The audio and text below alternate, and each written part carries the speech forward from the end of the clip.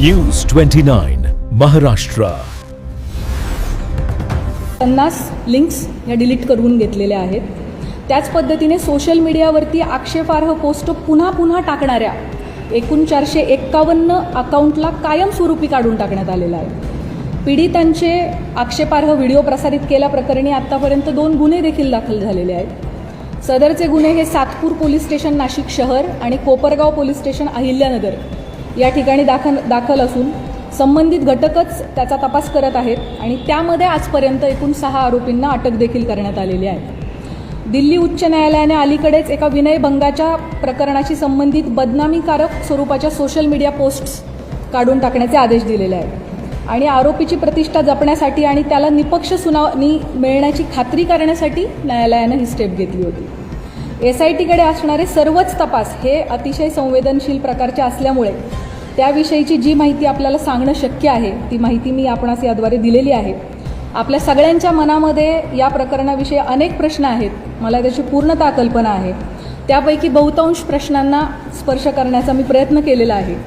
या प्रकारच्या गुन्ह्यामध्ये BNS सेक्शन 93 BNSS प्रमाणे गुन्हा दाखल झाल्यापासून 60 दिवसांच्या आत आपल्याला दोषारोपपत्र दाखल करणं आवश्यक असतं.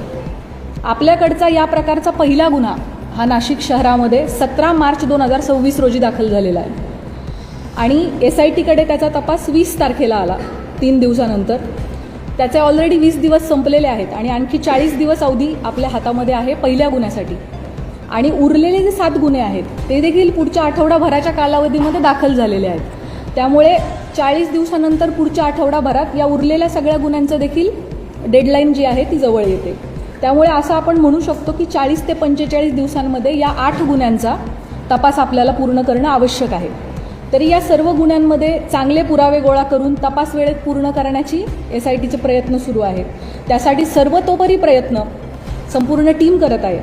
आपल्या सर्वांना विनंती आहे की पीडितांना कोणत्याही प्रकारे मनस्ताप होणार नाही याची समाज म्हणून आपण सगळ्यांनी काळजी घेऊयात. तुमच्या माध्यमातून हे आव्हान ही विनंती मी सर्वांना करू इच्छिते. आपल्या मनामध्ये पदाधिकारी अधिकारी यांना SITकडून बोलवण्यात येणार आहे का किंवा अमुकला आपण का बोलवले नाही, कधी बोलवणार आहे, अशा प्रकारचे देखील अनेक शंका आणि प्रश्न असू शकतात. अनेक पत्रकार सामाजिक कार्यकर्ते यांनी वेळोवेळी मला मेसेज करून या प्रकारच्या प्रश्नांची विचारणा केलेली आहे. त्याबाबत मी सांगू इच्छिते की आपल्याकडे दाखल गुन्ह्यामध्ये फिर्यादी आणि साक्षीदार जे सांगतात त्याच्या अनुषंगाने तपास होत असतो. तपासादरम्यान जे पुरावे समोर येतात त्याप्रमाणे पुढील तपास केला जातो. पुराव्याच्या आधारे कोण व्यक्ती सहआरोपी आहे का हे पाहिले जाते. त्यानुसार त्याची चौकशी आणि त्याच्यावरची इतर कायदेशीर कारवाई केली जाते. त्यामुळे या गुन्ह्यांच्या बाबतीमध्ये देखील हा गुन्हा घडण्यासाठी मुख्य आरोपी सोडून इतर कोणी कारणीभूत ठरलं आहे का, कोणी याची इकोसिस्टीम निर्माण करण्यामध्ये सहाय्यभूत ठरलेलं आहे का, या अंगाने सुद्धा आपण तपास करत आहोत. या गुन्ह्यांची पार्श्वभूमी तयार करण्यासाठी कोणी मदत केली आहे का, याबाबत पुराव्यानिशी जर आपल्याला निष्पन्न झालं तर त्याविषयी निश्चित कायदेशीर कारवाई केली जाईल. त्याबाबत आपण कोणीही मनामध्ये कुठल्याही पद्धतीची शंका कृपया बाळगू नये. गेले 17 दिवस SIT या गुन्ह्यांचा तपास करत आहे. आमचा तपास अजूनही सुरू आहे. त्यामुळे बहुतांश प्रश्नाची उत्तरं मी दिलेली आहेत. काही प्रश्न कदाचित अनुत्तरित राहिलेले असतील, परंतु जसजसा तपास पुढे जाईल तशी तशी आपल्याला त्या प्रश्नांची पण उत्तरं मिळतील. महत्त्वाच्या टप्प्यांवरती SITकडून आपल्याला ब्रीफिंग दिले जाईल. चार्जशीट दाखल होईपर्यंत आपल्याला या प्रकरणाची गोपनीयता बाळगणं अतिशय आवश्यक आहे. तरी मी आपल्या सगळ्यांकडून सहकार्याची अपेक्षा बाळगते. यापूर्वी अशोक खरात याला पहिल्या गुन्ह्यामध्ये एकूण 14 दिवस पोलीस कोठडी मिळाली होती. ती दिनांक 31 रोजी संपली. दिनांक 1/4/2026 रोजी आपण दुसऱ्या गुन्ह्यात त्याला अटक केली आणि न्यायालयासमोर हजर केलं. दिनांक 2 पासून 7 दिवसांची पोलीस कोठडी उद्या दिनांक 8/4/2026 पर्यंत माननीय न्यायालयाने मंजूर केलेली आहे. आता यानंतर पुढील गुन्ह्यामध्ये पोलीस कोठडी आपल्याला मिळावी यासाठी आपण माननीय न्यायालयाला विनंती करणार आहोत. या दरम्यान तुम्हाला माहीत आहेच की काही कारणांसाठी आपण VCद्वारे न्यायालयामध्ये आरोपीला हजर करण्याची परवानगी मागितली होती आणि मागच्या हिअरिंगच्या वेळेला माननीय न्यायालयाने तशी परवानगी आपल्याला दिली होती. खरातच्या आर्थिक व्यवहार, प्रॉपर्टीज इत्यादींच्या अनुषंगाने देखील आपल्या मनात भरपूर प्रश्न आहेत याची मला कल्पना आहे. त्याबाबत मी सांगू इच्छिते की या प्रकरणामध्ये EDने दखल घेतलेली आहे. ईडीने विशेष तपास पथकाला जी माहिती मागितली आहे आमच्याकडून ती सगळी माहिती आम्ही त्यांना पुरवलेली आहे आणि भविष्यात देखील ईडीला आमचे पूर्णपणे सहकार्य असणार आहे.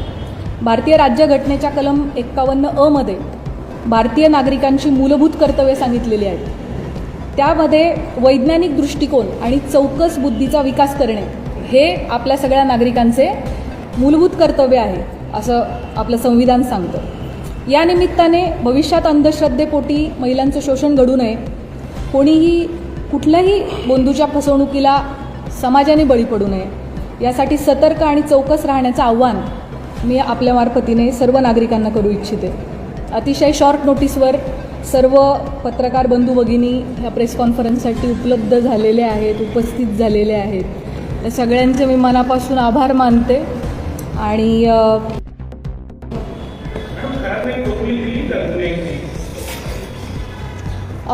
मी जसं सुरुवातीलाच सांगितलं की या गुन्ह्यांच्या बाबतीमध्ये मला जी माहिती आपल्याला सांगणं शक्य आहे ती माहिती मी आपल्यासमोर मांडलेली आहे. त्यामुळे आपल्या सगळ्यांनी या गोष्टीची सहकार्य करावे की जोपर्यंत चार्जशीट दाखल होत नाही त्याबाबत काही तपासातल्या बाबींची गोपनीयता ठेवणं आपल्यासाठी अतिशय आवश्यक आहे. आपल्या सगळ्यांचे